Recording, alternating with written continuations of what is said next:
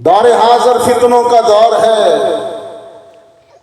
Smart phone کے ایجاد ہو جانے کے بعد، سوشل میڈیا کے مختلف پلیٹ فارم بن جانے کے بعد، میری نوجوان نسل بہت سے لحاظ سے فائدے میں بھی ہے، مفید ہے، لیکن بہت سے خطرے بھی ہیں۔ بڑے بڑے دانشور، نام نہاد لنڈے کے لبرل ملحد کہیں انکار خدا کا درس دے رہے ہیں، انکار مذہب کا، انکار دین کا، اور میرا بچہ نوجوان باوجود اس کے کہ زبان سے کہتا ہے لا الہ الا اللہ، لیکن دل میں شک کے کانٹے ہیں۔ ڈیبیٹ چلتی ہے، debate social media per, is God resisting? کیا خدا ہے؟ میں نے کہا یہ سوال نہیں ہے، یہ بدنیتی ہے۔ یہ میرے نوجوان سے، میرے بچے سے یقین کی دولت چھین کر ایمان کی دولت سے محروم کرنے کا سوال ہے۔ اس کے پیچھے بڑی بدنیتی ہے، اور سارے کا سارا قرآن، چشتیاں کے دوستوں، سارے کا سارا قرآن صرف 500 آیتیں ہیں احکام کی، مسائل کی، طلاق، نکاح، روزہ، نماز، حج، زکوٰۃ، 500 آیتیں۔ باقی 6000 آیتیں قرآن کی یقین پر، اللہ کے وجود پر ایمان کی محنت ہے۔ انداز دیکھیے، کھانا ہم روز کھاتے ہیں، دودھ پیتے ہیں، چائے پیتے ہیں۔ قرآن نے ہمارے اس روز مرہ کے معمولی عمل کو بھی اللہ کی ذات کی دلیل قرار دے دی۔ فرمایا فَلْيَنْظُرِ الْإِنسَانُ إِلَىٰ طَعَامِهِ أَنَّا صَبَبْنَا الْمَاءَ صَبًّا سبحان اللہ۔ ثم شققنا الأرض شقا فأنبتنا فيها حبا وعنبا وقضبا وزيتونا ونخلا وحدائق غلبا وفاكهة وأبا متاعا لكم ولأنعامكم۔ رب العالمین نے فرمایا دسترخوان پر بیٹھ کر روٹی کا لقمہ توڑ کر جب منہ میں ڈالا کرو، سوچا کرو وہ کون ہے جس نے بادل سے بارش برسا کر تیری زمین کو نرم کیا، سورج کی دھوپ سے تیری فصلوں کو پکایا، چاند کی چاندنی سے تیرے پھلوں میں اور فصلوں میں ذائقے اور ثمرات پیدا کیے، ہوائیں چلا کر تیری فصلوں کو بڑھایا، ایک لقمہ تیرے منہ تک پہنچانے کے لیے ساری کائنات کو نوکر اور خادم بنا کر تیری ڈیوٹی پہ لگانے والا کون ہے؟ تھوڑی سی زبان ہلا، اللہ اللہ، چشتیاں میں پہلی دفعہ آیا، اور تھوڑی تھوڑی بیگانگی ہے۔ کون ہے؟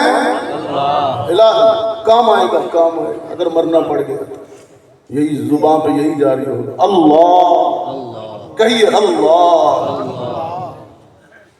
قرآن کہتا ہے روٹی کا ایک لقمہ بھی میری ذات، کبھی روٹی کے لقمے کو دیکھ بھی لیا کر، اسے بنانے میں سورج نے تیری خدمت کی، ہوا نے تیری ڈیوٹی دی، چاند کام آیا، بارش کام آئی، تیری روٹی پوری کرنے واسطے پوری کائنات رب بنائی۔ ایک اور مقام پر عجیب انداز ہے، رب العالمین نے فرمایا وَإِنَّ لَكُمْ فِي الْأَنْعَامِ لَعِبْرَةً نُسْقِيكُم مِّمَّا فِي بُطُونِهِ مِن بَيْنِ فَرْثٍ وَدَمٍ لَبَنًا خَالِصًا سَائِغًا لِلشَّارِبِينَ۔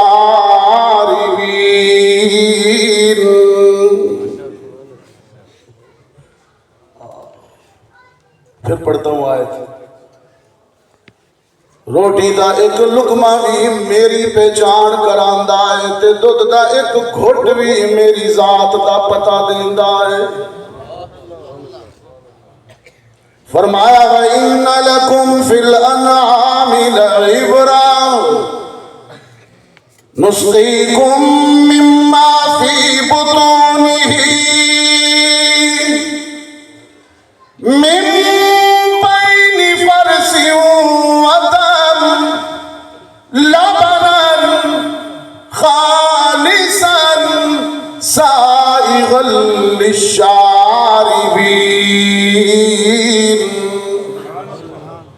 تیری مجھ دا رنگ کالا، او دا گوبر بدبودار ہے، پیشاب پیلا تے ناپاک ہے، او دا خون سرخ تے حرام ہے، انہاں چار منفی تے بدبودار چیزاں وچوں تیرے برتن وچ خوش رنگ خوش ذائقہ تے عمدہ دودھ لے آن والا کون ہے؟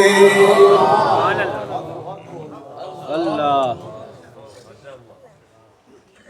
اسے پہچاننے کے لیے لائبریریوں کی ضرورت نہیں ہے، شیخ الحدیث ہونا ضروری نہیں ہے، اسے جاننے کے لیے خطیب اسلام ہونا ضروری نہیں ہے۔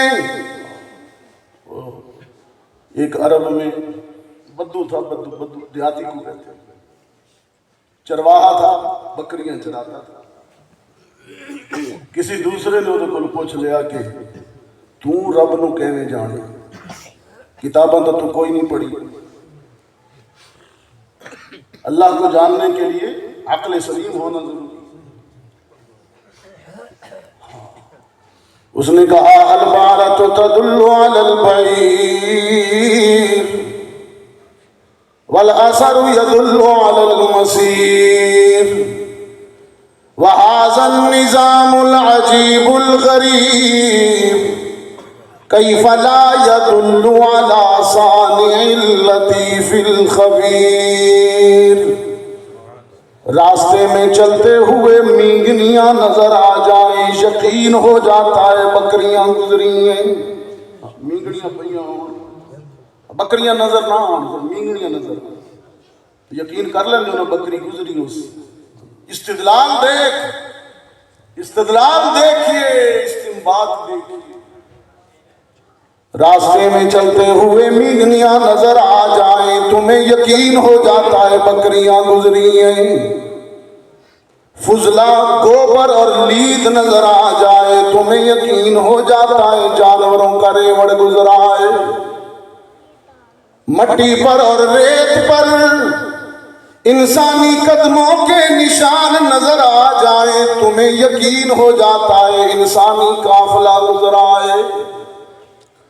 گوبر لید مینگنیوں سے جانوروں کو مان لیتے ہو تو اتنی حسین کائنات کو دیکھ کر خالق کو کیوں نہیں مانتے ہو؟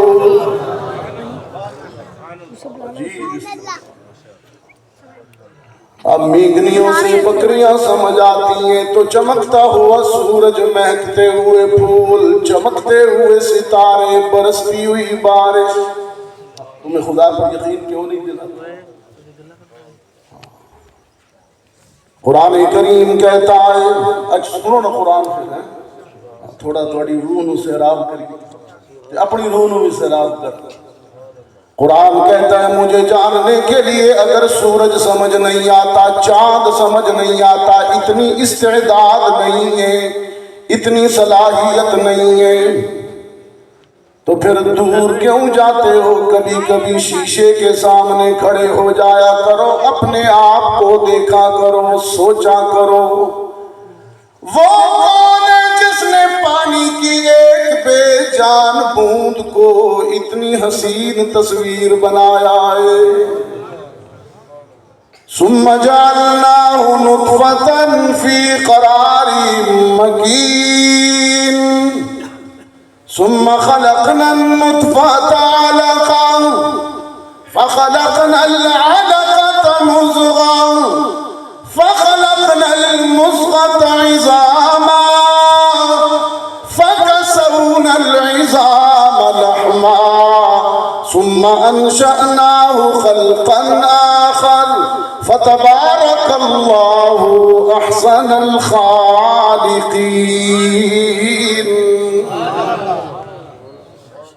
وہ کون ہے جو شکم مادر میں نطفے کی پرورش کرتا ہے، نطفہ کو مضغہ بناتا ہے، علقہ بناتا ہے، علقہ کو مضغہ بناتا ہے، مضغہ سے ہڈیاں بناتا ہے، ہڈیوں سے گوشت، ہڈیوں پہ گوشت چڑھاتا ہے، پھر ایک بے جان بوند کو اپنی قدرت سے بولتا، دیکھتا، سنتا، سوچتا، دھڑکتا، چلتا، پکڑتا ہوا زندہ انسان بنا دیتا ہے.